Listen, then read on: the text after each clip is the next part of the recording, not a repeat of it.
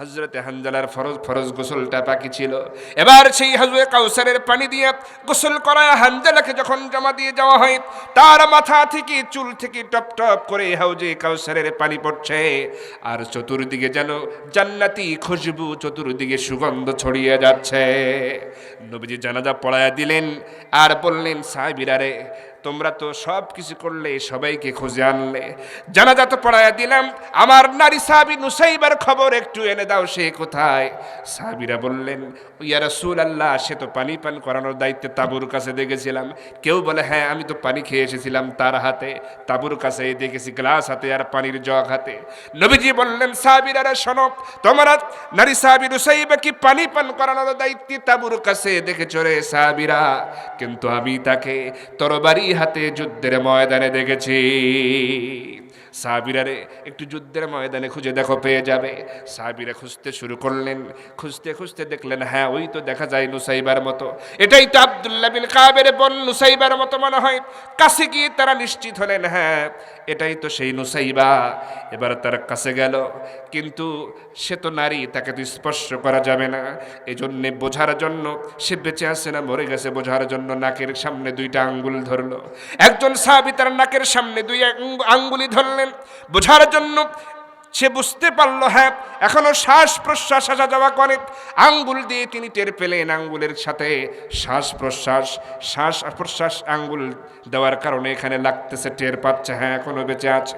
দৌড়ে নবীজির কাছে চলে যায়, বলে, ইয়া রাসূলুল্লাহ, এখনো তার নাক দিয়ে শ্বাস প্রশ্বাস আসা যাওয়া করে, সে বেঁচে আছে, কিন্তু বেশিক্ষণ মনে হয় বেঁচে থাকবে না। অবস্থায় চলতে থাকলে নবীজি দেরি করলেন না, তাঁবুর দিকে লক্ষ্য করে আয়েশাকে ডাকলেন। আম্মা জান আয়েশাকে ডেকে বলছেন, আয়েশা রে, তাড়াতাড়ি করে কিছু নারী সাহাবীদের পাঠিয়ে দাও, নুসাইবাকে আনার ব্যবস্থা করো, তাকে একটু সেবা শুশ্রূষা করো। আম্মা জান আয়েশা নারী সাহাবীদেরকে বাইরে পাঠিয়ে দিলেন। তারা দ্রুত গতিতে চলে গেল।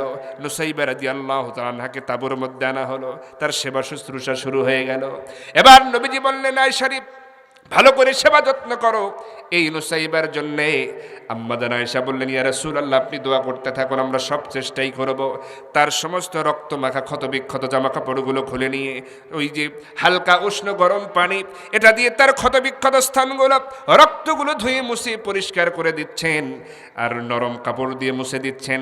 আম্মা জান আয়েশা নবীজিকে ডাক দিয়ে বলেন, ইয়া রাসূলুল্লাহ, তার শরীরে 1টা নয় 2টা নয়, আমরা নারীরা তার শরীরে 13টা আঘাতের চিহ্ন আমরা খুঁজে পেলাম। প্রত্যেকটা আঘাত থেকে রক্তগুলো গড়ে গড়ে পড়তেছে। ইয়া রাসূলুল্লাহ, তাকে বাঁচানো সম্ভব হবে কিনা জানি না।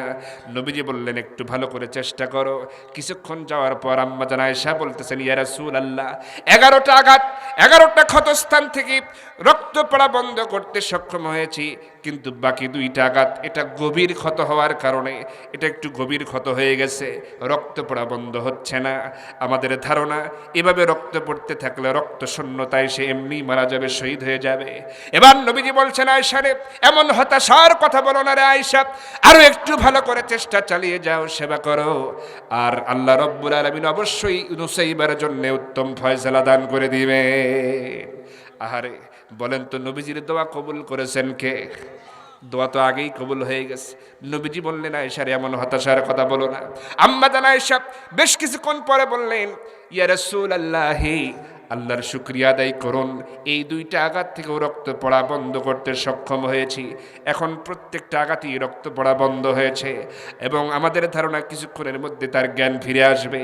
একটু সময় যেতে না যেতেই নুসাইবা বিনতে কাব রাদিয়াল্লাহু তাআলা আনহার যখন জ্ঞান ফিরে এলো, আম্মা জান আয়েশা ডাকলেন, ইয়া রাসূলুল্লাহ, আল্লাহর শুকরিয়া আদায় করুন, নুসাইবার জ্ঞান ফিরে এসেছে।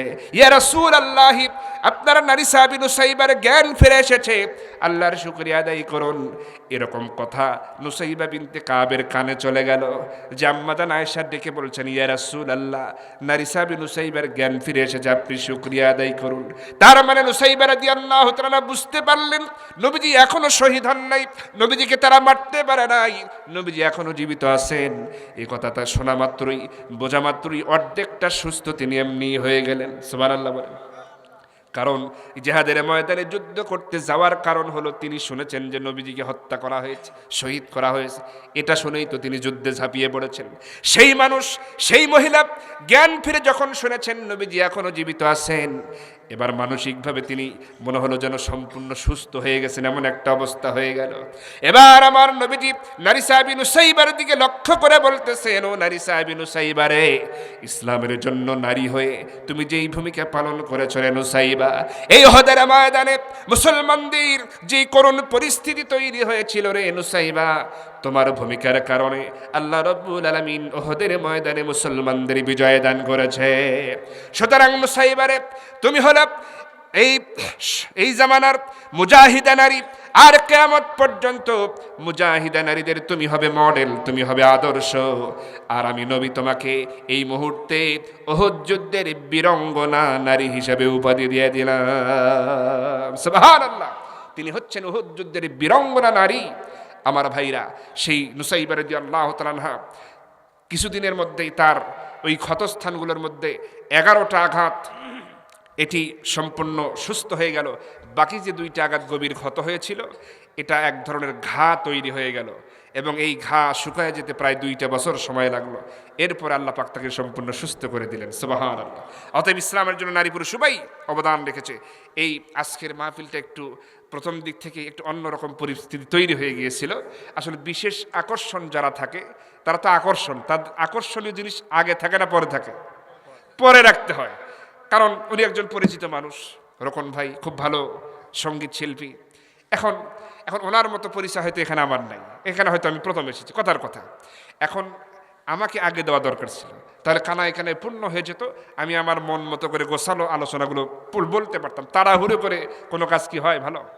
যাই হোক, আমি সুন্দর করে বলার চেষ্টা করতাম, পরিবেশটা সুন্দর থাকতো, আর তিনি বিশেষ আকর্ষণ থাকতেন। তার জন্য লোক যেত না কেউ, কারণ তার জন্য সবাই বসে থাকে, কারণ তিনি একজন ভাইরাল মানুষ, পরিচিত মানুষ, এবং তিনি তো বেশি সময়ও নেন না, মানে আধা ঘন্টা 40 মিনিট 1 ঘন্টা সময় নেন। এর মধ্যেই চেষ্টা করেন ইসলামী গানের ঝংকার দিয়ে যুবক বৃদ্ধ সবাইকে একটু মাতিয়ে রাখার জন্য। এই জন্য বিশেষ আকর্ষণগুলো পরে রাখতে হয়। যদি এটা করতেন, মাহফিলের পরিবেশটা সুন্দর মানে বজায় থাকতো। আর যদি শুধু সঙ্গীত সন্ধ্যা হতো বা সঙ্গীত আসর হতো, শুধু ওইটাই রাখা লাগতো, ওয়াজের জন্য আলাদা মেহমান রাখার কোনো প্রয়োজন ছিল না।